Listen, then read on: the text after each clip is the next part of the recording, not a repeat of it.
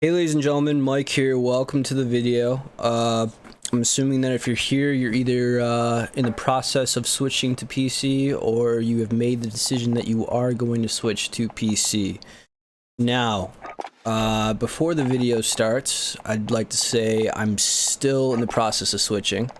Pretty new to PC still. So do not make fun of the gameplay. I'm still working on it, obviously, and I still misclick here and there. I'll get the hang of it here eventually. But anyway, let's get started here. I watched a lot of videos kind of like this before I made the swap, and did a lot of research as I always do. And today I just kind of want to talk about some things that either those videos didn't talk about or I wish that they did talk about before. And some stuff that would have made it easier on my mind switching to PC, because I know it can be pretty chaotic. So first off, if you're in the process of building your PC, so like you're gonna be building your PC piece by piece, and if you're anything like me, you have no idea how a PC works at all. You're dumb as fuck. You have no idea what to do with a PC. Now, break down each piece and do the research on each piece individually. Now, this will make things a lot less overwhelming for you, and it'll definitely break it down a lot easier for you. I had an issue where for a while I would just had like a list of parts that I needed to build this whole PC, and it was just overwhelming to look at because the price points were all pretty high. I had no idea what any of those pieces did. And so what I did is I just went down the list of each individual part, did the research.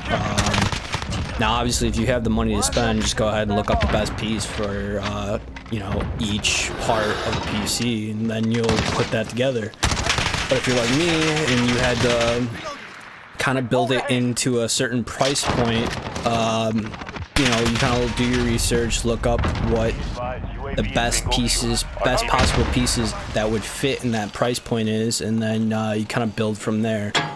And I'm not saying that's gonna help you guys become PC experts by any means, but it'll make it less overwhelming for you, and it'll make it easier to understand the whole process and actually learn a little bit about what's happening with those PC parts and what they do.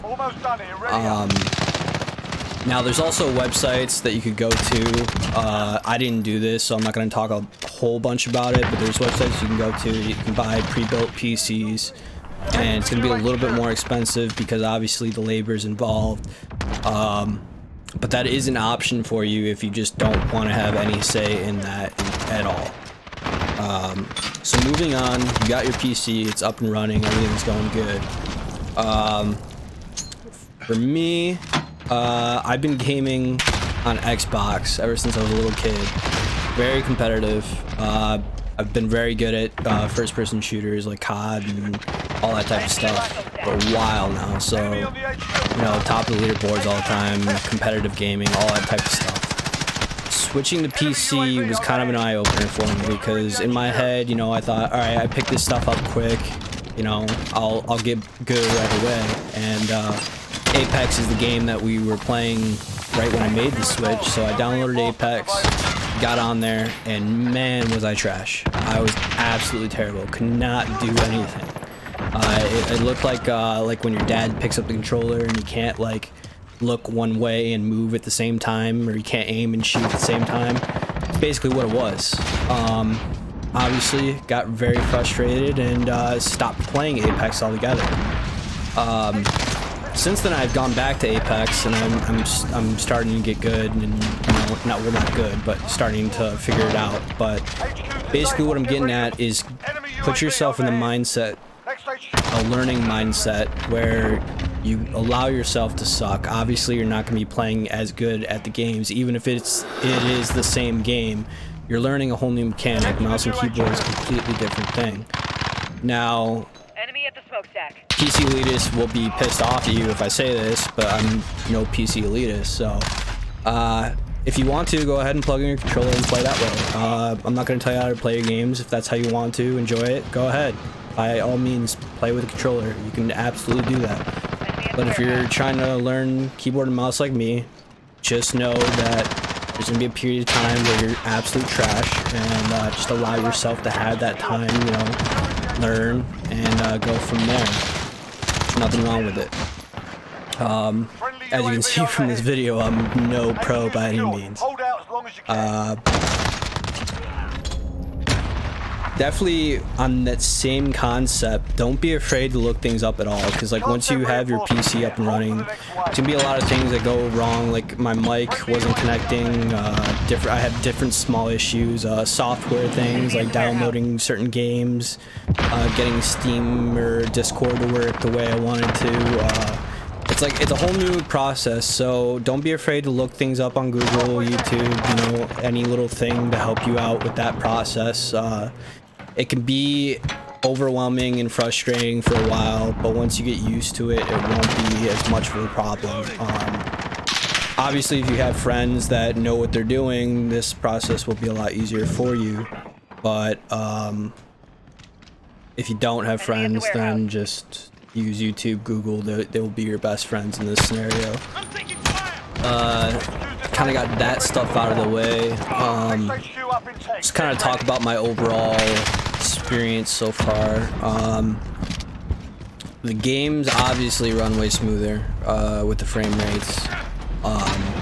It feels amazing. It really does. I didn't think it was gonna make that much of a difference how they felt, but it really does make a huge difference playing at that higher frame rate. On top of the fact that, you know, most of the games even look better. A lot of the games obviously have the different graphic settings, and with the PC I can run everything at the high graphic settings, but I still, you know, turn everything lower to get a higher frame rate because that's more important to me. But if I really wanted to, I could run everything at high graphic settings, and the games look absolutely fantastic. Most times better than the Xbox did. Granted, I didn't have a 4K monitor, so I was never playing on like 4K or anything like that. I always played 1080p. So, I don't know if it would be any better there. And I'm still playing on 1080p. But, graphics and the way it feels, it's amazing. Like, games like, Apex and, especially on like, what game is it? Battlefield 4.